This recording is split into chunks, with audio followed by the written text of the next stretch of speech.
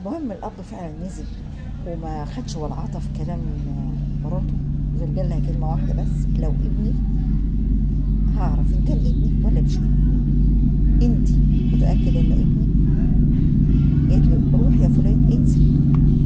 طب بصوا، بس انا الحته دي يعني مش هقول لكم 100%، لان ممكن ابنه 100% ومن صلبه 100%، بس اصل زمان ما كانش فيه مؤثرات زي النهارده، ما كانش فيه المخدرات بتاع النهارده دي، ما كانش فيه النت بتاع النهارده، ما كانش فيه الوساخه بتاع النهارده.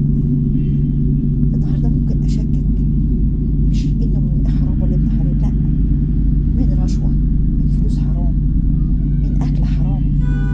ممكن العيل مش يبقى ابن زنا، لا، ما ده كله ابن حرام. الحاجات دي كلها تخلي العيل ابن حرام وما يتجبلش منك اي شيء. مش شرط تكون امه زنت او عملت حاجه في الحرام، لا.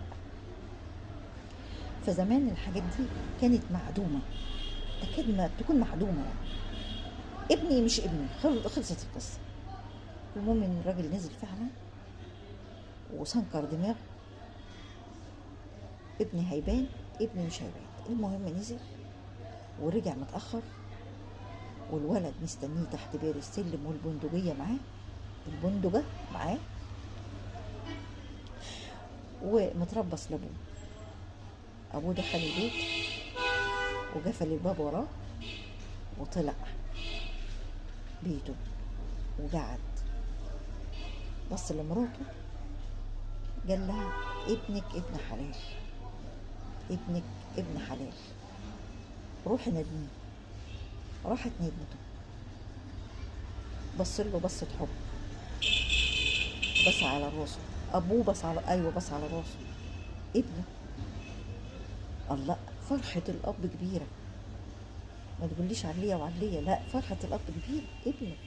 دي اللي كان بيكشفوا بيها بدل الDN اللي بتاع النهارده تحاليل والكلام ده كله. وفهموا القصة، وانه كان متنرفز وانه كان متعصب غصب عنه، ومش كده هيعمل، لا، بكره هتكبر يا ابني وهتشوف الدنيا شكلها ايه والكلام ده كله. جمل ابن حب على رجل ابوه وراس وبس فوق راس امه، وحقك عليا انتوا الاتنين، ومعلش انا من خوفي على امي ومش عارفه ايه والكلام ده كله.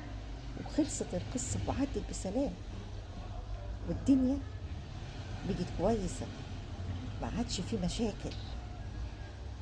هقول ايه ولا عيد ايه؟ ربنا يصلح حالنا وحالكم.